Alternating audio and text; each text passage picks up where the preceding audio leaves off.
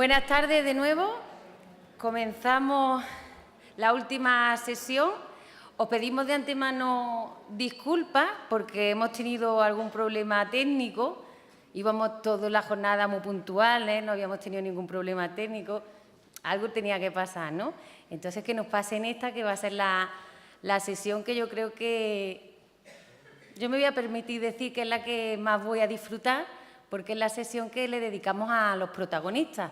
Las instituciones y los profesionales tienen muchísimo que decir, pero yo creo que todos estábamos de alguna manera esta tarde esperando a escuchar la voz de los protagonistas.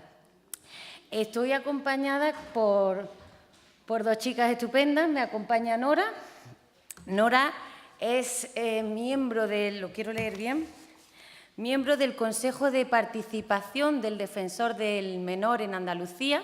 El Defensor del Menor, como sabéis, como estáis viendo toda la mañana, y el Defensor del Pueblo, es una gran institución y está rodeado, una figura que está rodeada de grandes profesionales, grandes asesores, grandes adjuntos, pero yo siempre digo que sus mejores asesores son los niños y las niñas, que es con los que él se sienta con una periodicidad determinada.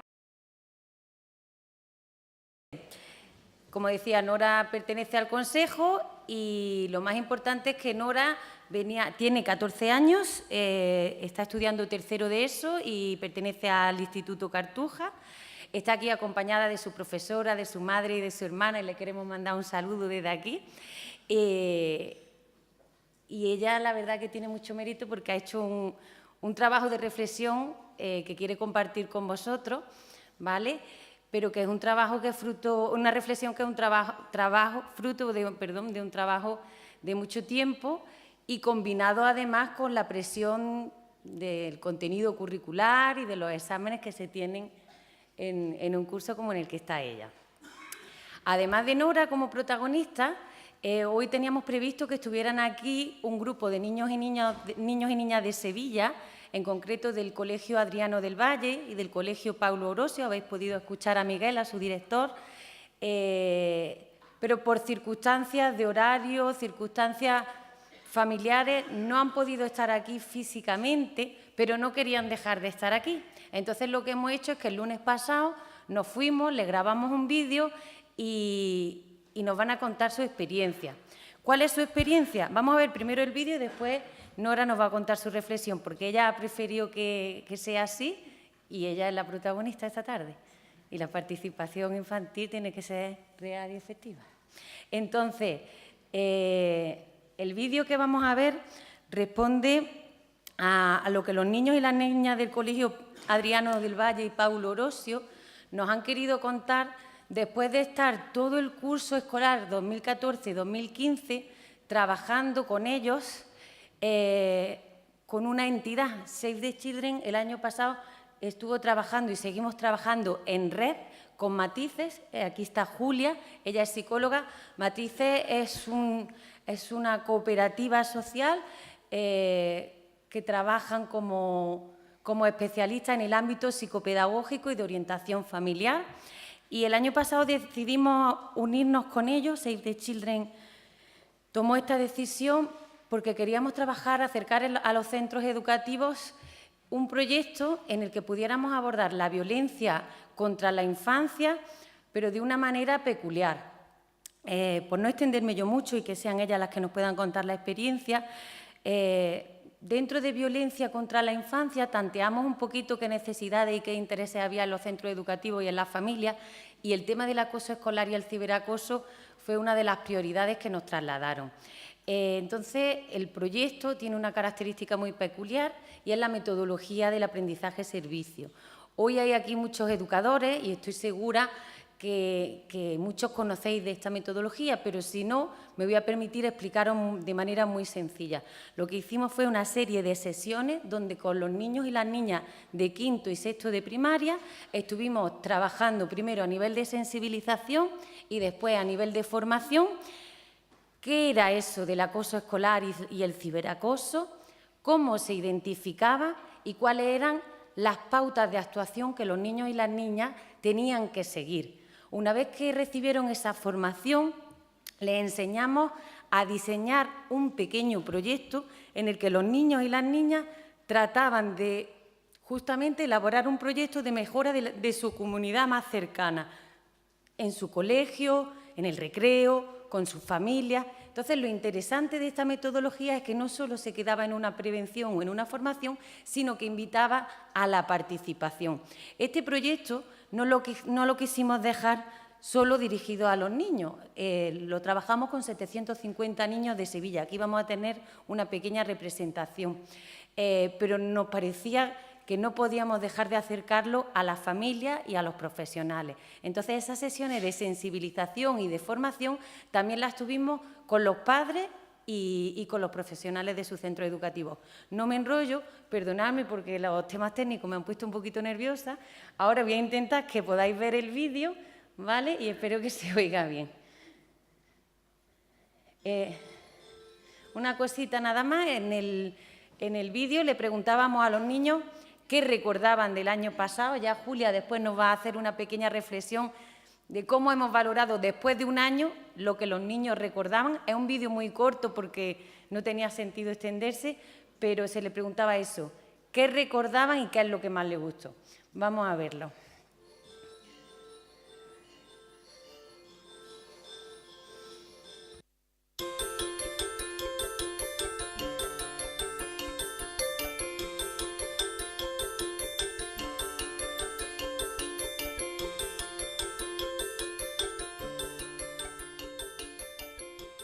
Somos del Colegio Pablo Orosio, me llamo Carmen y tengo 11 años. Me llamo Chaima, soy de Pablo Orosio y tengo 12 años. Me llamo Sergio y tengo 11 años. Me llamo Diego y tengo 11 años. Adriana del Valle. Sexto, Emilio. Andrea, Samuel. Diana. ¿Nos podéis contar un poquito lo que hicimos el año pasado? Pues estábamos estudiando lo del acoso y el ciberacoso. Y hicimos unas actividades, juegos y unas pancartas. Que hicimos muchos juegos, pancartas, hablamos sobre el acoso escolar, qué tipo era, cómo se llamaban. Ajá. ¿Y os acordáis de cuáles eran los tipos de acoso? Sí, el acoso verbal, acoso físico, psicológico y social. El físico, el psicológico, el sexual y el verbal. ¿Quiénes eran los protagonistas del acoso escolar? ¿Os acordáis? El acosador. El acosador, la víctima y el observador. Y el homosexual. Estaba la persona, El acosador. El acosado. el muy bien. acosado, el que agredía, el agresor y el espectador. Yo hice el espectáculo de los teatros. A mí me tocó ser la acosada. Tú eras la acosada. ¿Y tú cómo te sentiste siendo la acosada? Un poco mal. Oye, ¿y de alguna de las actividades que os acordáis que hicimos el año pasado? El semáforo. El semáforo. ¿Nos explica qué era el semáforo? Habría una frase en la pizarra y teníamos que sacar si era buena, el verde, si era regular, tenía que tener cuidado, el amarillo y si era mala, rojo. Lo verde, ¿no? La cosa buena, el amarillo, la cosa regular y el rojo, Una cosa mala. la cosa mala. ¿Y la del buzón, tú te acuerdas? Que nos daban opciones y había que meterlo en el buzón que era correcto, si es físico, si era verbal, si es psicológico y si es social. Unas tarjetas que ponían un texto, lo teníamos que leer en voz alta y meterlo si era psicológico, físico, social o verbal. ¿Y os acordáis cuando hicimos los proyectos? Sí. Que teníamos que poner qué es lo que íbamos a hacer para el año que viene para demostrárselo a las demás clases, para que no hagan nada malo. Ajá. Íbamos a hacer vídeos, pancartas, un texto e ir a cada clase para leérselo. Teníamos que poner los materiales con los que íbamos a hacer proyectos.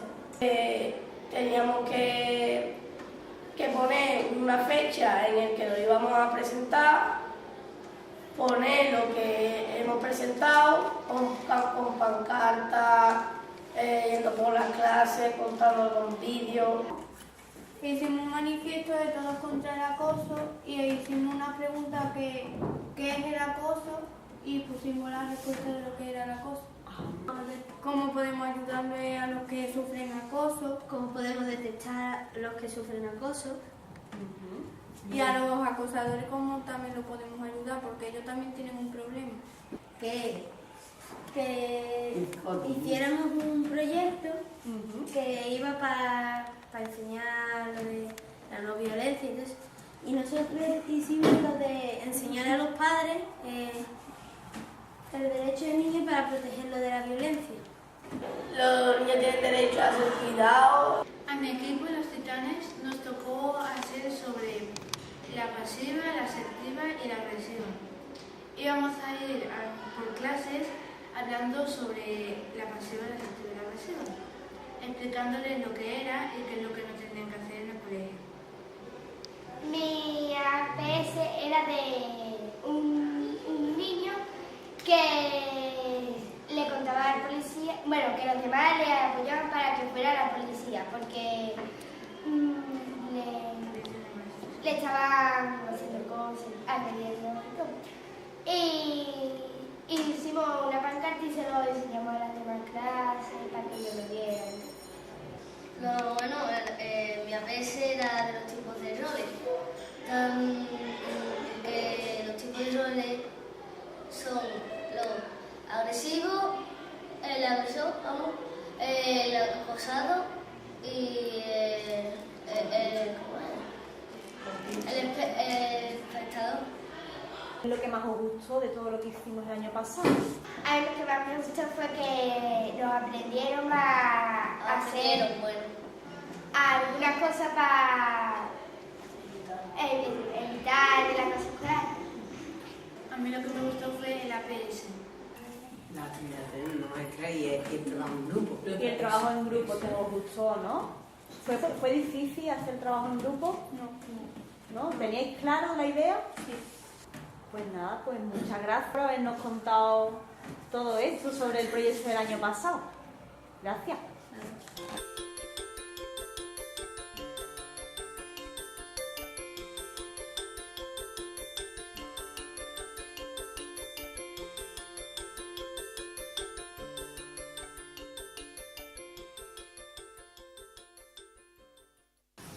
A mí me pareció muy importante porque es verdad que nosotros a veces pues no tenemos ni siquiera las herramientas suficientes como para poder abordar algunos casos que se presentan. Tenemos siempre la sensibilidad y el interés y las ganas y nos preocupamos y normalmente tenemos datos y conocimientos y cosas, pero la verdad es que cuando tienes un asesoramiento la seguridad es mayor y la información lógicamente también es mayor. El trabajo en grupo fue bastante interesante, como digo, el grupo continúa. Se ha trabajado bastante lo que es la figura del observador activo. Tuvimos la oportunidad de tener talleres con los profesores y profesoras del centro. ¿Qué destacaría de lo que se hizo en esos talleres? La mayoría de nosotros lo que hacemos es autoformación, buscar y indagar un poco, pero no tenías esa garantía de que vosotros tenéis una formación, tenéis otros conocimientos y eso te da bastante seguridad. Si tuviera que profundizar en algún aspecto de los que se vieron el año pasado, ¿en qué profundizaría? Pues mira, necesitaríamos saber cómo poder ayudar al acosador, porque el acosado de verdad que nos ponemos de rápidamente. Bueno, ya para finalizar, ¿qué valoración harías del proyecto? Los niños se han implicado, fíjate, los murales se los llevaron a casa, bueno, les encantó el tema de los trabajos que hicieron con nosotros, los teatrillos, se implicaron mucho. Te hace reflexionar, te hace estar como más alerta, la verdad es que muy bien, lo recomiendo, ¿eh?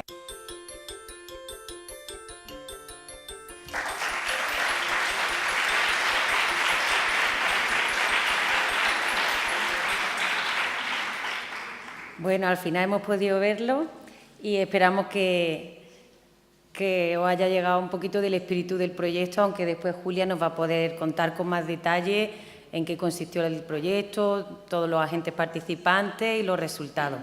Ahora ya sí creo que es el momento de Nora, ¿no? Sí. La vamos a dejar, ella nos acerca una reflexión, como decíamos, y directamente le damos espacio. Gracias, Nora.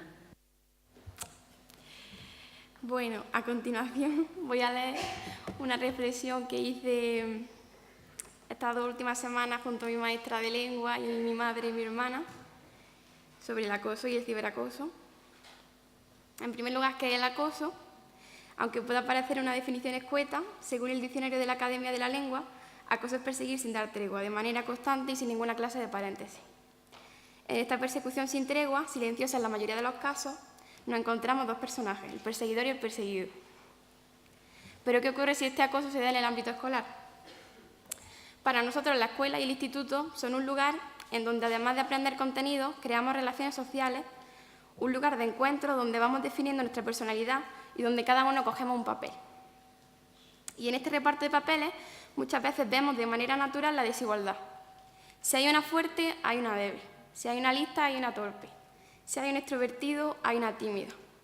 Si hay un maltratador, habrá un maltratado. Y si hay una acosadora, habrá un acosado. En la desigualdad, yo siento que siempre hay miedo. Miedo en la búsqueda de un sitio. Por eso creo que en el acoso escolar hay miedo tanto en el acosador como en el acosado. El miedo es la principal causa, en mi opinión, de este acoso. Y aunque damos por hecho que el perseguidor no siente temor o desconfianza, en el bullying ambas partes son víctimas. Si observamos ambas posiciones, nos daremos cuenta de que tanto el sentimiento de inferioridad como la búsqueda de la superioridad no surgen de la nada. Son consecuencias de, por ejemplo, un entorno turbio o roto en el hogar, una falta de amor o atención en las relaciones familiares, o por el simple hecho de haber percibido y más tarde imitado ese comportamiento en otras personas.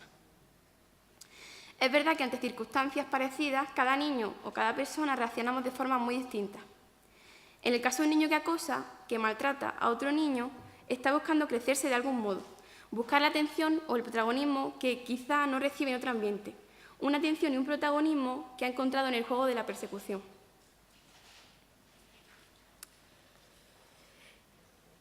El niño perseguido, quizá porque es físicamente más débil o tiene baja autoestima, la única vía posible que encuentra es la de pasar desapercibido, esconderse y agachar la cabeza, reprimiendo así el miedo que le infunde vivir en esta sociedad. ¿Pero por qué no gritan? ¿Por qué no se defienden? ¿Por qué guardan silencio?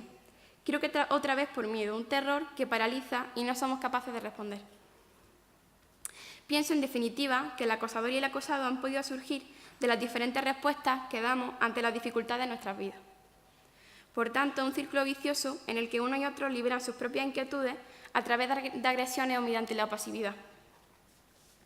Pero incluso comprendiendo de este modo los distintos orígenes del acoso escolar, me sigo preguntando por qué ninguna de las partes reacciona, por qué el acosador no se da cuenta del daño que hace, o si se da cuenta, cómo no siente compasión por su víctima. Y de igual manera, por qué el acosado no se defiende, por qué decide guardar silencio. Tanto el uno como el otro aceptan esa situación y tal vez ni siquiera saben cómo salir de ella. Me gustaría pararme a hacer una reflexión con respecto al miedo. ¿Cuál es el miedo que siente una alumna ante su profesor cuando se pone tenso y grita? Nosotros, ¿cuál es el motivo de que nos callemos y obedezcamos? ¿Es respeto o es miedo? Personalmente asocio más el respeto con aquellos profesores y profesoras que sonríen, que se preocupan por nosotros y que tienen paciencia. Sin embargo, podría decir que no me gusta atender a aquellos que ni siquiera intentan llegar a conectar con su alumnado, que creen que a los niños y niñas de hoy en día se nos debe de enseñar a base de órdenes, castigos y sin cariño. A veces no es respeto lo que hace que obedezcamos, sino el miedo a las consecuencias.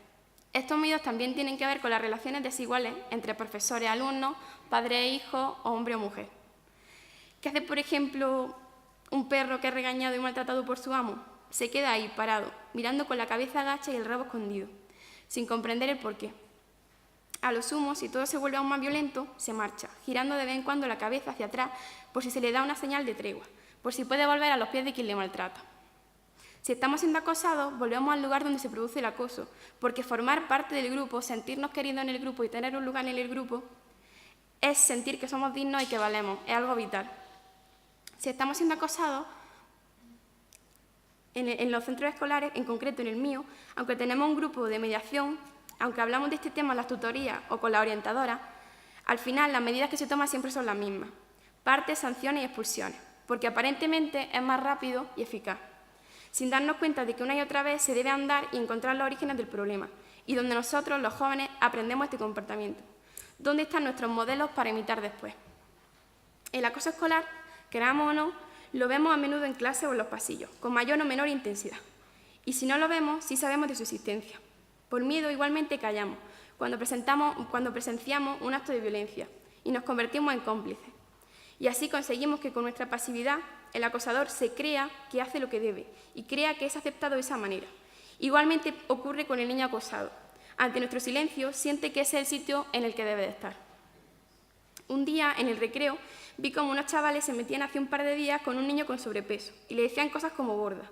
¿Acaso insultar en femenino es un peor insulto? De igual manera, podríamos encontrar alguna clase de relación entre la violencia machista y el acoso. Creo que sí, de muchas maneras. Quizás los chicos de hoy en día sienten la presión de los estándares.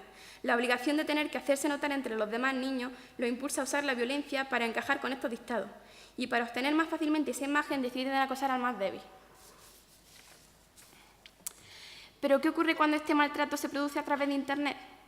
¿Y si el acoso se transforma en ciberacoso? A través de cualquier red social, todo puede ser anónimo. El acosador no tiene nombre ni rostro. El acosado no sabe quién es el enemigo y entonces el miedo corre y crece como el fuego.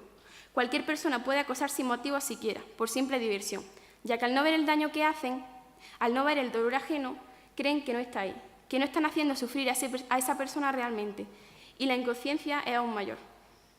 Yo, como niña, alumna y compañera, no puedo llegar a entender esto. Es como si el maltrato fuera un simple videojuego donde la realidad se confunde con la ficción.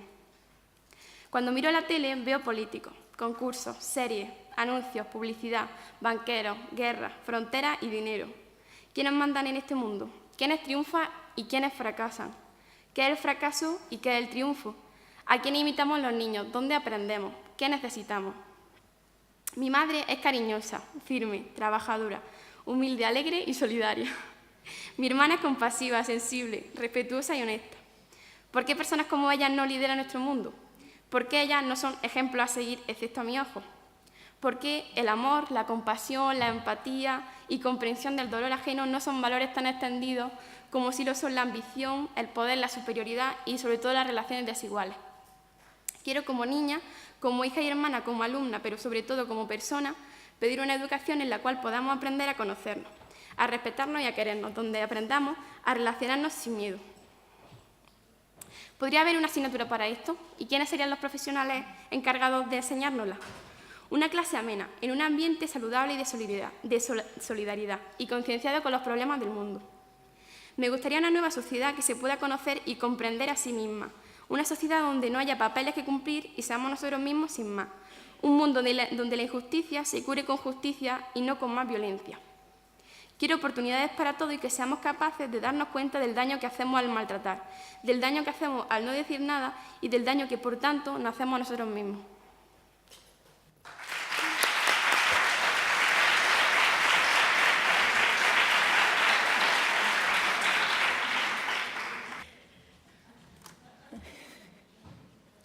Gracias, Nora. A ver si puedo decirte lo que quiero.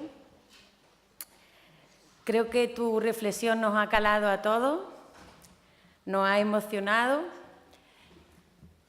y tus cuestiones deben ser parte de nuestras cuestiones. Esas preguntas que tú te haces, hoy debemos irnos todos de aquí haciéndonos esas preguntas. Con tu reflexión nos da una lección de vida muy importante. Yo pienso que a todos los profesionales que estamos aquí, y de verdad no puedo más que darte las gracias. Muchas gracias. Bueno, ¿quieres que te hagan las preguntas ahora o prefieres que pasemos a Julia? A ella no le importa. ¿Después? Vale. Vamos a darle el momento a la silla a Julia. Ella...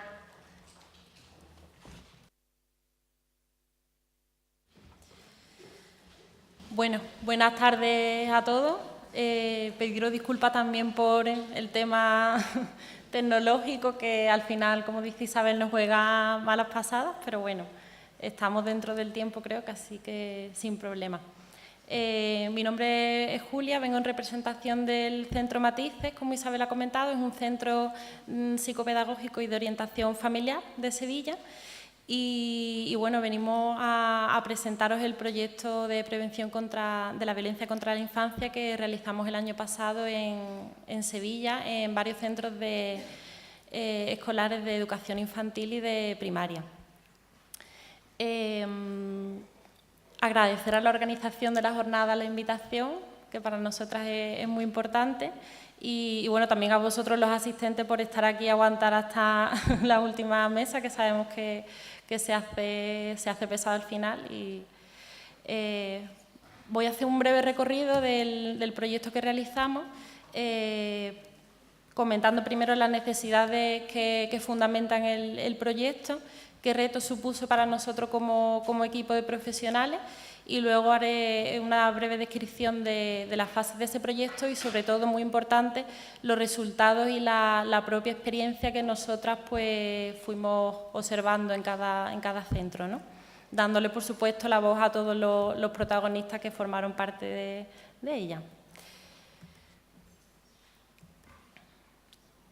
¿Qué necesidades observamos? Pues yo creo que todas, evidentemente, han salido durante la jornada. En primer lugar, la violencia contra la infancia es una constante, no hay que volver a repetirlo. Y el fenómeno del acoso escolar y el ciberacoso pues, son dos formas de violencia que cada vez pues, tienen una incidencia más elevada y sufren todos los niños y niñas de nuestro país.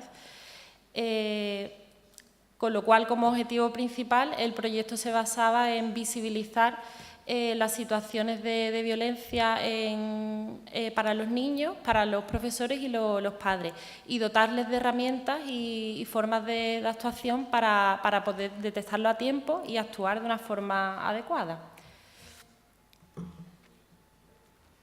¿Qué retos se nos planteaba? Nosotros, como equipo profesional, pues, estamos especializados en la atención integral a la infancia, con lo cual conocemos de cerca pues, las necesidades a nivel psicológico, sociales, emocionales, etcétera. Con lo cual, este proyecto yo creo que enriquecía también, más que un reto, quizás es como lo llamaría como un enriquecimiento en común entre Save the Children y nosotros, porque nos daba la oportunidad de conocer más de cerca las necesidades de los menores que se veían envueltos en situaciones de acoso escolar y ciberacoso, con lo cual después iba a enriquecer esa atención que nosotros realizamos, ¿no? Como equipo.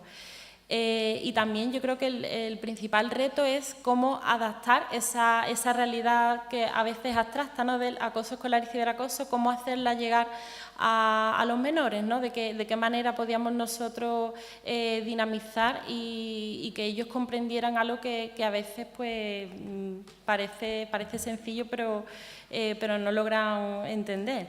Y también, por supuesto, pues hacer cómo adaptar esas ideas a los padres y a los profesores.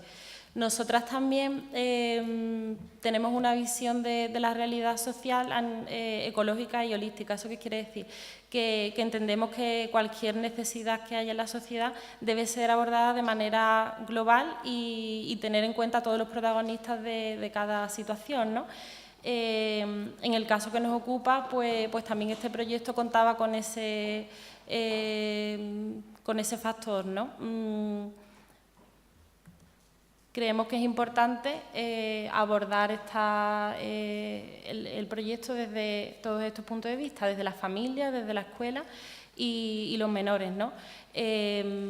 Porque cuando se tienen en cuenta todas las partes, al final el trabajo se hace más enriquecedor y es más eficaz. Es que no podemos trabajar el acoso escolar y el ciberacoso si solo nuestro trabajo va a suponer ir a los colegios y dar los talleres a los niños, ¿no? Hay otras dos patas muy importantes que el banco se quedaría cojo, ¿no? En ese sentido. Entonces, la verdad es que con mucha ilusión pues acogimos la idea de hacer este trabajo con Save the Children. Y una idea que me gustaría recalcar bastante durante mi exposición es que no tratábamos de culpabilizar ninguna de las partes que están comprometidas en esto, ¿no? Porque muchas veces tendemos a señalizar al colegio, a señalizar a la familia y la culpabilidad al final bloquea, es decir, nos lleva a que hagamos una revisión, una reflexión más constructiva de lo que está pasando y al final no hacemos nada, ¿no? Con lo cual a nosotros nos gustaba más enfocarlo desde la responsabilidad, desde que cada una de las partes pues asumiera su parte de compromiso con esta situación y mirar un poquito hacia adentro a ver qué cosas podía cambiar. La primera parte del proyecto se trataba de un taller de sensibilización, como Isabel ha comentado antes, era un taller de 1 hora de duración, se realizó en colegios de enseñanza infantil y primaria y al final también tuvimos la oportunidad de realizarlo durante las tardes en el proyecto de la Caixa Proinfancia que también Save the Children lleva a cabo, con lo cual la franja de edad al final se amplió y se llegó a 750 niños entre 6 y 15 años de edad, ¿no? En esa primera parte del proyecto nosotros pretendíamos, pues, como he comentado antes, visibilizar la situación de acoso y de ciberacoso, hacer que ellos relacionaran la violencia con la vulneración de los derechos de la infancia, lo que nos quedó claro que ya se estaba realizando y muy bien muchas veces en los centros escolares de manera transversal. Y bueno, que tuvieran un acercamiento al fenómeno de acoso y ciberacoso desde todos los ámbitos, desde la prevención, desde la detección y desde la intervención. En esta primera parte fue práctica, pero simplemente pasamos un poco de manera general porque había una segunda parte en la que nosotros pretendíamos afianzar esos conocimientos, ¿no? Esto es importante porque en algunos colegios se quedaron solo en la sensibilización, con lo cual nosotros después hemos podido comprobar en las visitas que hemos realizado que no hubo el mismo resultado. Cuando nosotros avanzamos y realizamos la formación, los conceptos fueron mucho más afianzados. De hecho, este año, pues, en esos colegios recordaban las cosas de las que les hablábamos, ¿no? Entonces, para que nos haga un poco pensar, ¿no?, que este trabajo no se puede quedar simplemente en sensibilizar.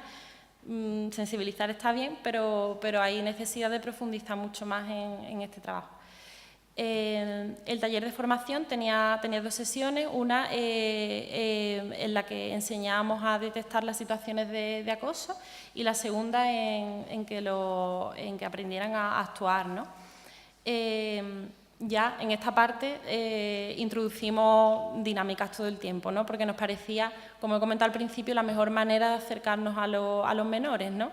Era el reto que teníamos, ¿no? Cómo hacer que esto fuera divertido, porque realmente las edades de infantil y de primaria son, como hemos comentado antes, pues es la primera etapa del ciclo escolar, con lo cual no es fácil hacer llegar este tipo de conocimientos. Muchas de las dinámicas que conformaron esta parte han salido en el vídeo y han salido en las que ellos recordaban más, las que nosotros consideramos que fueron más divertidas, ¿no? Así a modo de ejemplo, pues había la dinámica que ellos han comentado del semáforo, ¿no?, en la que intentábamos que identificaran las situaciones que se podían dar reales, que se daban en el colegio, que a ellos les tenía que hacer pensar si era una situación correcta, de una convivencia sana entre iguales, otra en la que debían estar alerta porque podría acabar en una situación de acoso y finalmente la que deberían de cortar de manera tajante porque era una situación de acoso escolar, ¿no? Otra, la de los buzones, que la comentan mucho y que nos llamó muchísimo la atención porque es que este curso la recordaban aún, ¿no?, para diferenciar los tipos de acoso escolar, ¿no? Y que el físico, el psicológico, el verbal y el social, ¿no? Ahí sí que nos llamó un poco la atención también que en cuanto a los tipos de acoso escolar y de violencia en general, que siguen sin integrar que la violencia no es solo física, ¿no?, que es psicológica, ¿no? Al principio del taller nos llamó eso la atención, ¿no? Y igualmente la negligencia, ¿no?, que hacer el vacío a un compañero, que no fomentar que participe en el juego con los demás, es una forma de acoso escolar también y de violencia, ¿no? Pero conforme iba avanzando el proyecto, la verdad es que esos conocimientos fueron más consolidados.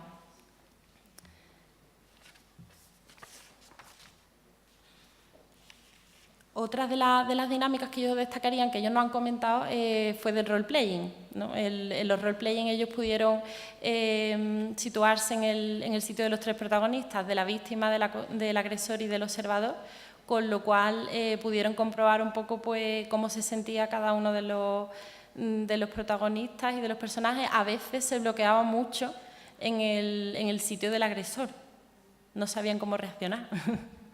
Se reían, ¿no?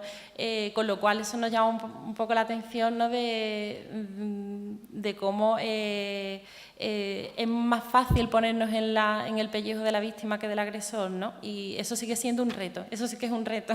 Igual que ha comentado la profesora del vídeo que el reto es cómo ayudar al agresor, para los niños también el reto es cómo ponerse la piel del agresor y entender que es un niño también, que necesita protección, que necesita ayuda, y que nosotros estamos ahí para brindársela, ¿no? Esa idea es más difícil que cale. Y también otra dinámica que nos resultó interesante a comentar es una en la que intentábamos trabajar la autoestima, ¿no?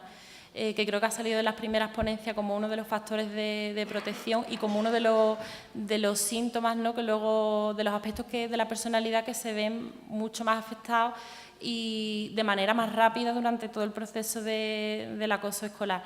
Les propusimos una actividad en la que ellos tenían que destacar las cualidades que tenían.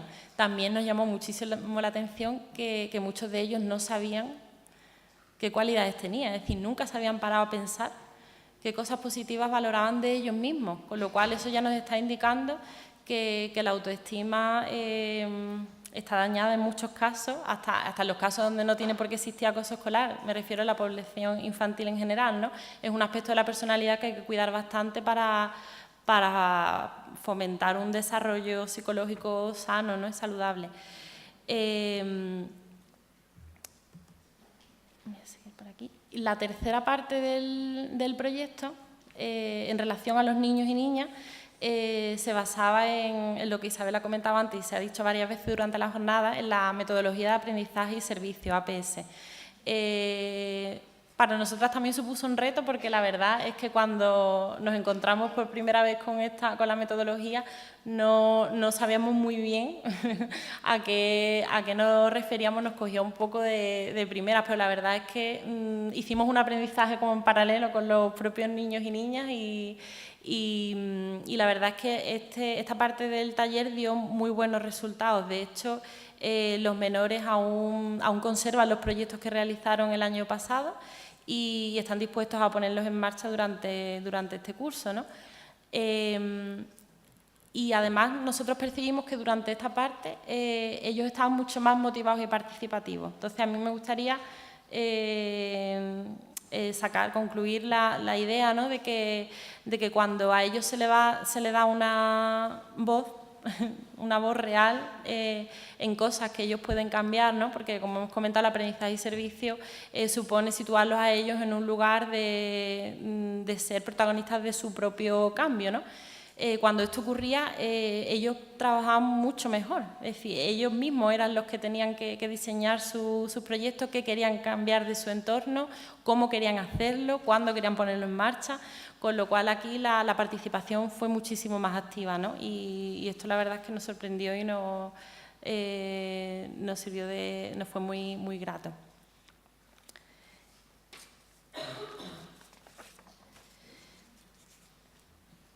Bueno. La voz de los niños, ¿no? Después de toda esta parte del proyecto, donde nosotros trabajamos fundamentalmente con los niños y niñas, ¿qué conclusiones sacamos? ¿Qué observamos? Nosotros, además de la observación directa, realizamos un cuestionario previo y posterior a las sesiones y para saber un poco los conocimientos previos que tenían sobre el tema, la manera de relacionarse en clase, etcétera, etcétera. Entonces, nos llamó mucho la atención que más de la mitad de los niños conocían los conceptos generales a los que nos referíamos, de violencia, derechos de la infancia. Comprobamos que eran familiares para ellos porque realmente se trabajan en los colegios de manera muy, muy continuada, ¿no? Nos consta, como ha comentado antes el director del Paulo Orosio, ¿no? que que tienen un despliegue de muchísimas actuaciones que realizan todos los cursos escolares, con lo cual estaban bastante afianzados. Sí que es cierto que los conceptos más concretos de tipos de acoso escolar, qué protagonistas participan ahí, los tipos de violencia, etcétera, etcétera, no tenían ni idea. Y mucho más si nos acercamos a los términos de sexting y de grooming, tampoco. No conocían, no los habían escuchado nunca.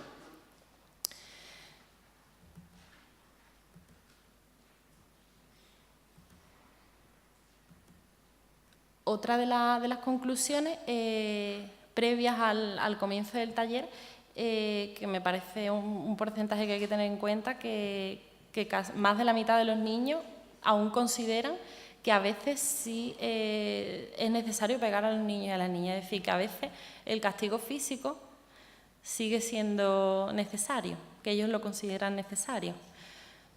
Yo lo dejo ahí, ¿no? Es decir, que es bastante llamativo que sigan pensando los propios niños y niñas de esta manera, ¿no? Otra de las ideas es la privacidad en Internet, ¿no? Esa idea de que el anonimato puede ser total y pleno a través de las redes sociales y de Internet. Además, preguntábamos así al comienzo de la sesión cuántos de ellos tenían perfiles en las redes sociales, y niños de infantil y de primaria, pues bueno, de primaria, perdón, casi toda la clase tenía algún perfil en una red social de Facebook, de Twitter, Twenty, etcétera. Lo curioso es que ninguno de ellos conocía que hay una ley por la cual hay una edad mínima para tener este perfil en la red social, ¿vale? Y que además cualquier consecuencia a nivel de verse envuelto en algún delito por difundir información de otras personas, de otros compañeros, por ejemplo, pues luego era responsabilidad de sus propios tutores legales o padres asumirla, ¿no? De manera posterior al taller, pues también se valoraron los conocimientos que ellos habían adquirido.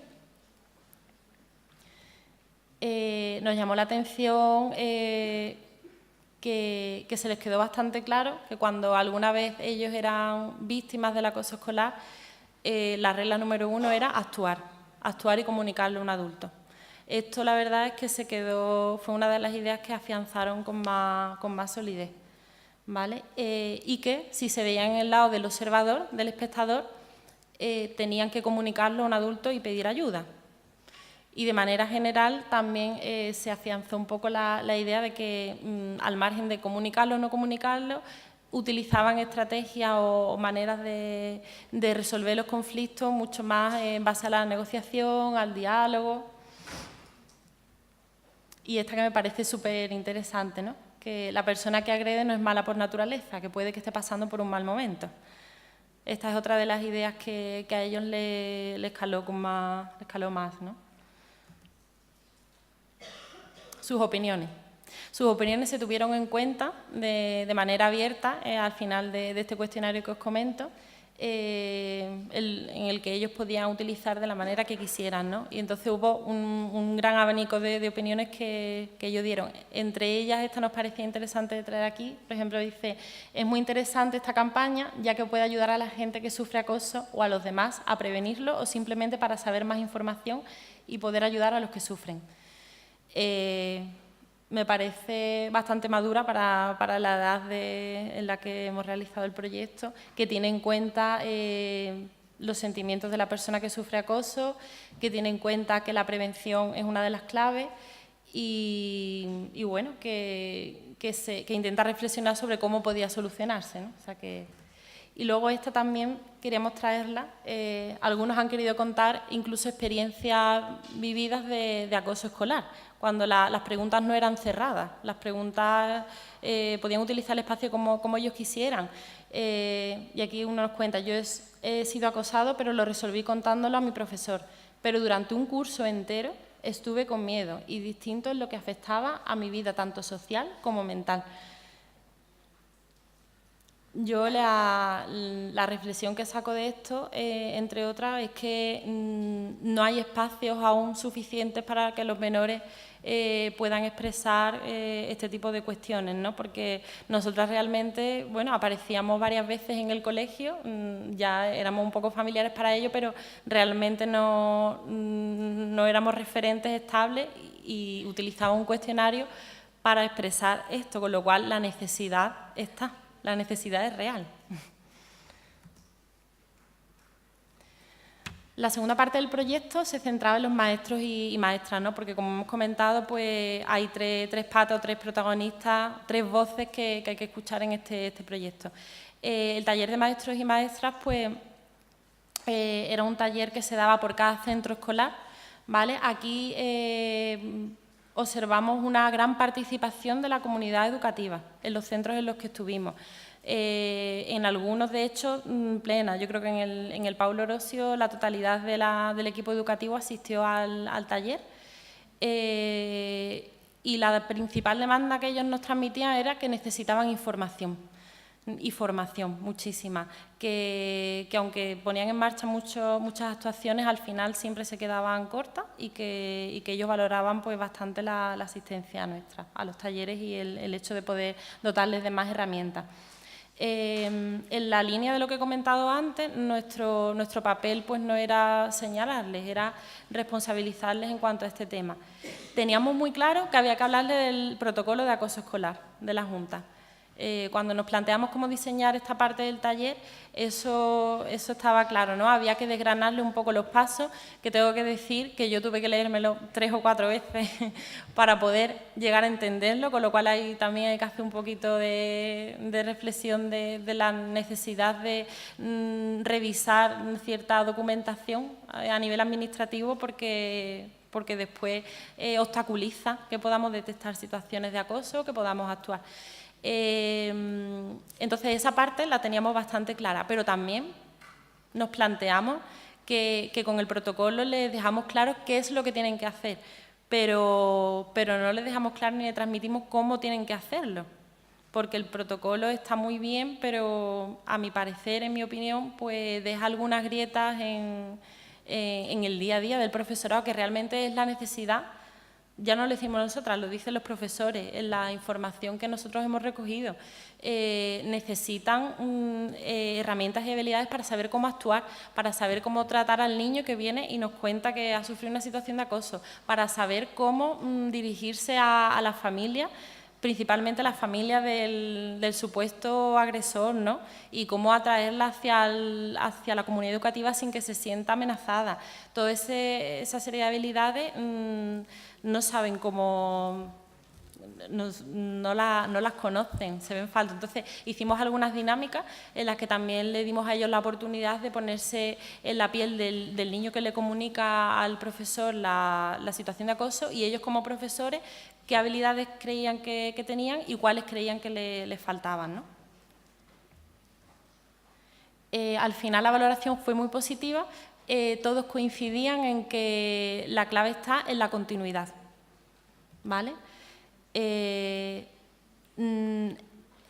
positivo, pero no es suficiente, ¿vale? Y también me gustaría comentar que en cuanto a la relación entre el contexto familiar y el escolar, hay mucho trabajo todavía por hacer, porque ellos veían también la necesidad de que se crearan espacios comunes donde ellos pudieran compartir las opiniones que tenían y cómo veían este tema. Nosotras, la experiencia al trabajar con ambos contextos de manera separada es que las posturas son mucho más cercanas de lo que ellos creen, de lo que parecen, pero no hay espacios donde ellos puedan compartir esto, ¿vale? Y luego también hay mucho, en cuanto al protocolo, ¿vale? Yo creo que muchas veces paraliza el que se ponga en marcha por el desconocimiento, por la desinformación y por el miedo porque a lo mejor pues lo han puesto en marcha en algunas situaciones puntuales y por lo que sea no ha funcionado, ¿vale? Y también porque muchas veces ese desconocimiento les lleva a pensar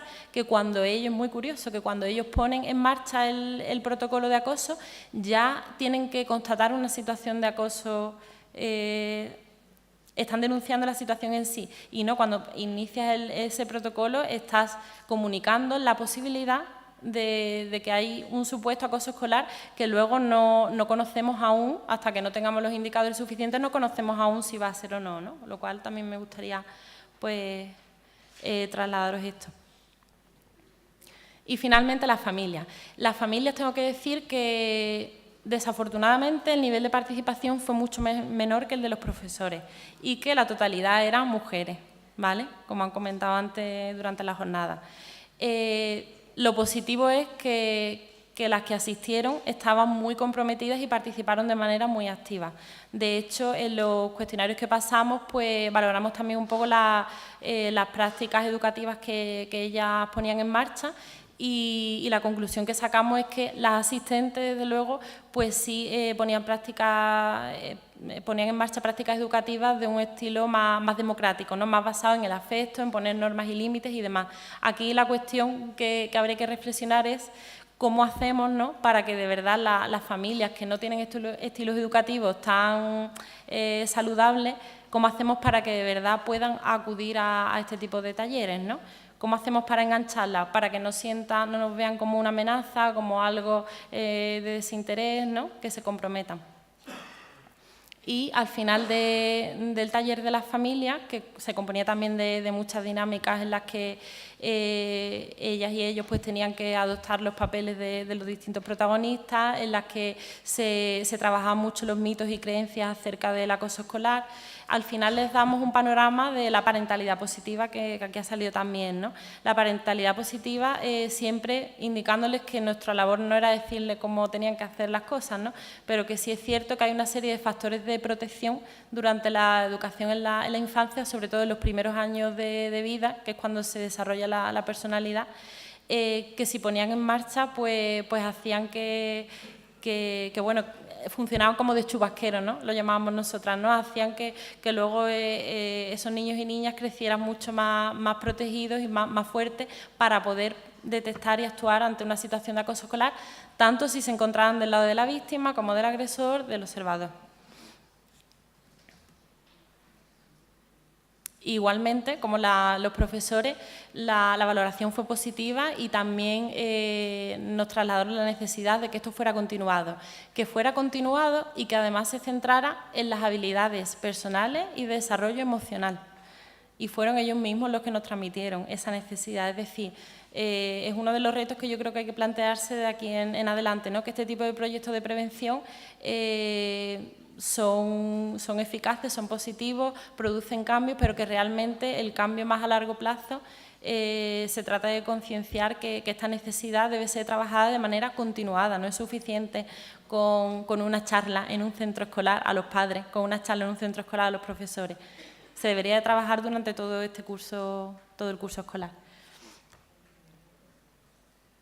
Creo que no me dejo nada por ahí. En relación a las familias, sí, también nos llamó un poco la atención en cuanto a los controles parentales, que ellos mismos, pues a veces, como se ha comentado aquí antes, hacían un uso indebido de Internet, ¿no? Es decir, que estábamos un poco mandándole un mensaje contradictorio a los menores, ¿no? Estaban recibiendo desde el colegio, por parte de nosotras, cómo debían de actuar para protegerse ante posibles situaciones de ciberacoso, pero luego muchas veces sus propios referentes en casa, los padres y madres, hacen un uso inadecuado y a lo mejor difunden fotografías y vídeos de sus propios hijos sin tener ningún filtro, ¿no?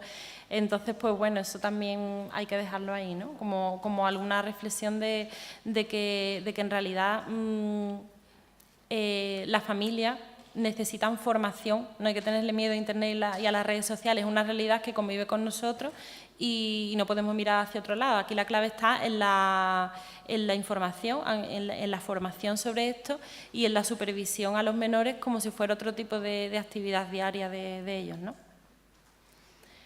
Y llegamos a la meta, ¿no?, del final del proyecto. O no, ¿no? Porque hay que seguir trabajando. Como he comentado antes, hay varias ideas que he destacado durante mi exposición. Una de ellas es que la clave está en trabajar en la relación entre el contexto escolar y familiar y entre el contexto escolar y administrativo, ¿vale? Muchas veces a los inspectores educativos pues se los ve como una amenaza más que como un apoyo, ¿no? Y quizá, no sé, podría ser interesante contemplar la figura a lo mejor de un agente externo, de un supervisor externo que pueda facilitar esa relación entre el contexto escolar y administrativo para facilitar la relación entre ambos, ¿no? Visibilizar las sugerencias de maestros y familias y niños, como he comentado, y sobre todo la clave, el trabajo de habilidades personales. Nosotras, como profesionales en este ámbito, apostamos por eso, ¿no? Que la clave está en la educación, la prevención y el trabajo del desarrollo emocional desde las primeras etapas del ciclo vital, ¿vale? Y hasta aquí, pues, muchas gracias.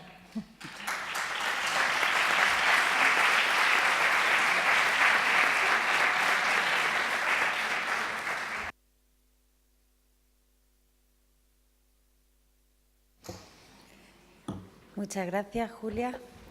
¿Alguna pregunta para Julia sobre el proyecto?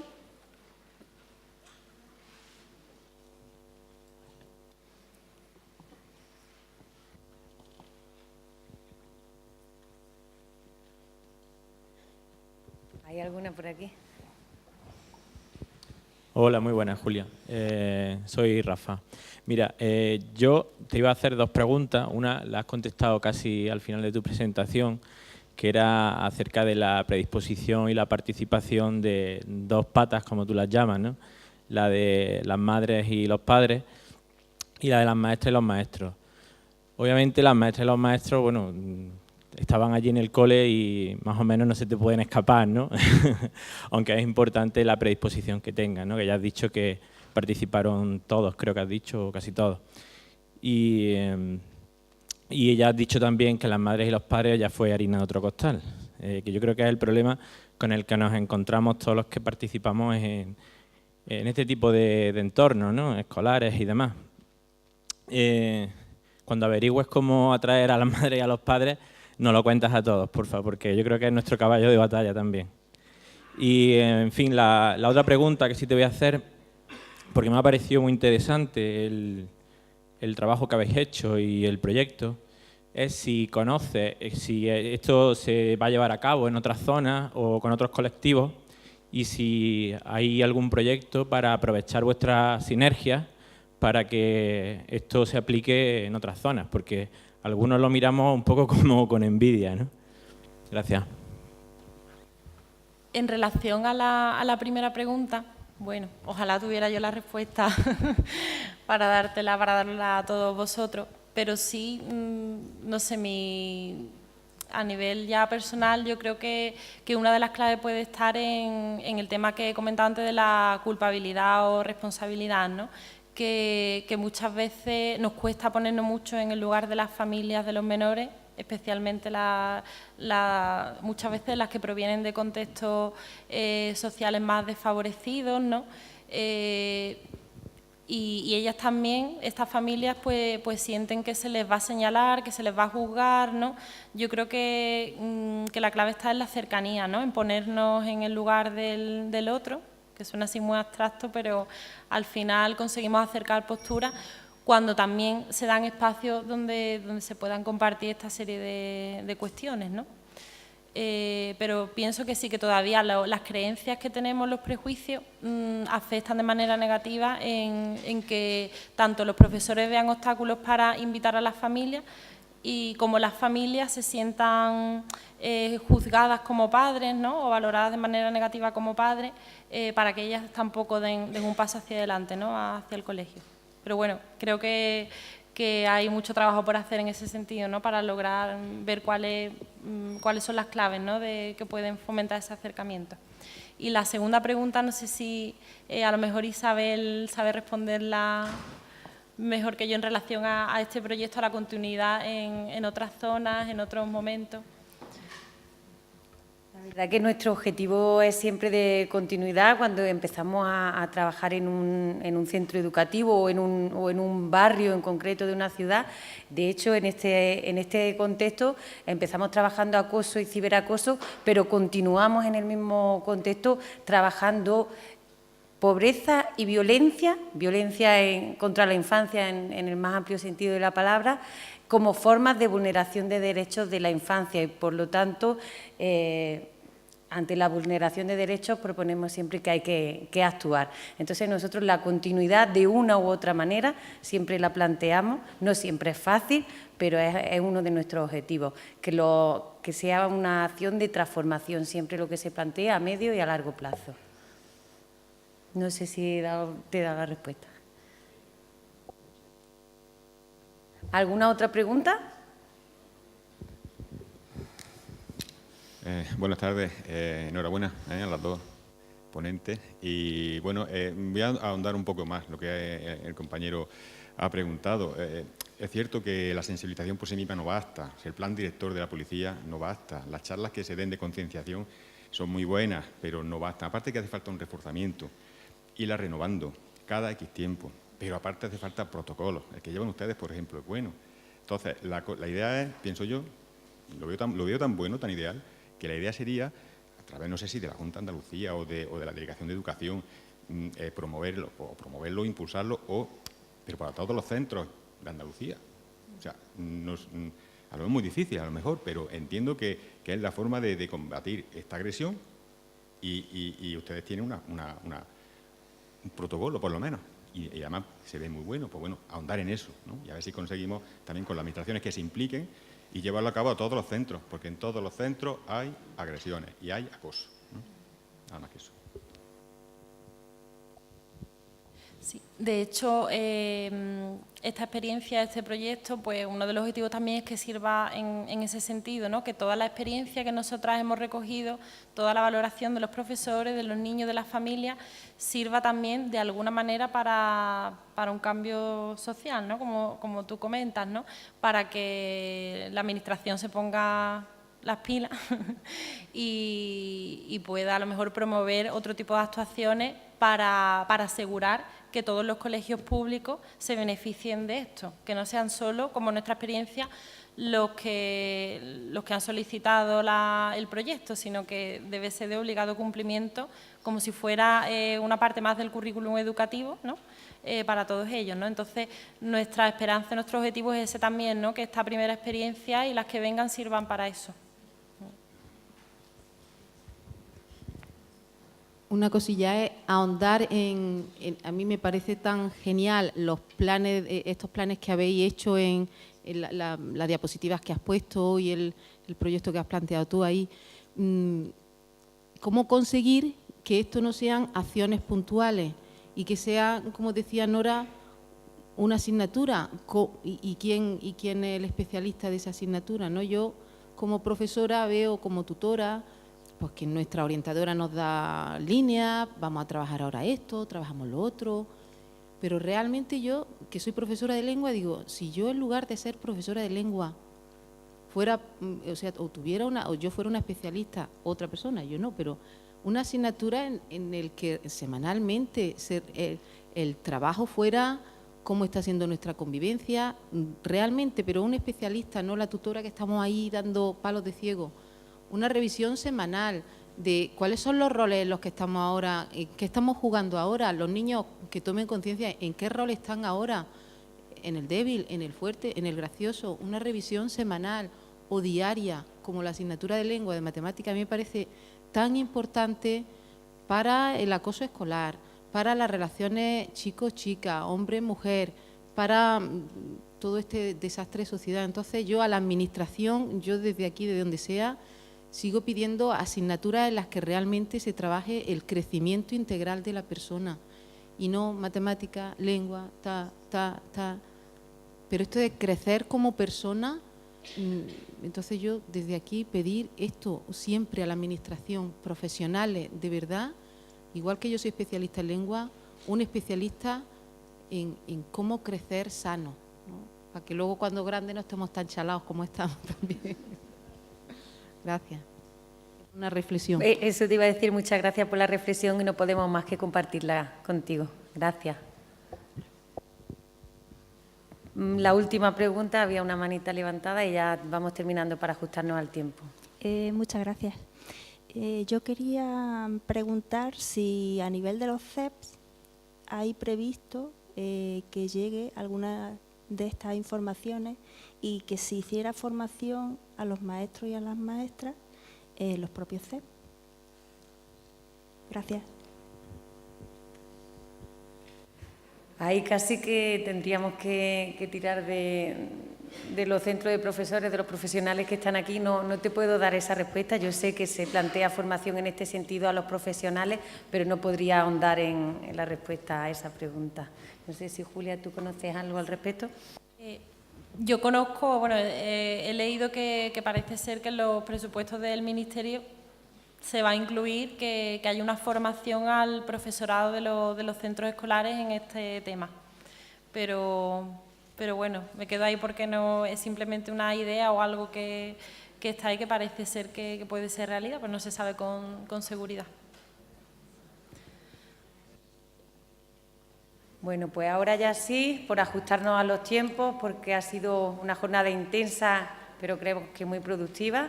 Daros las gracias a todos por la asistencia y la participación.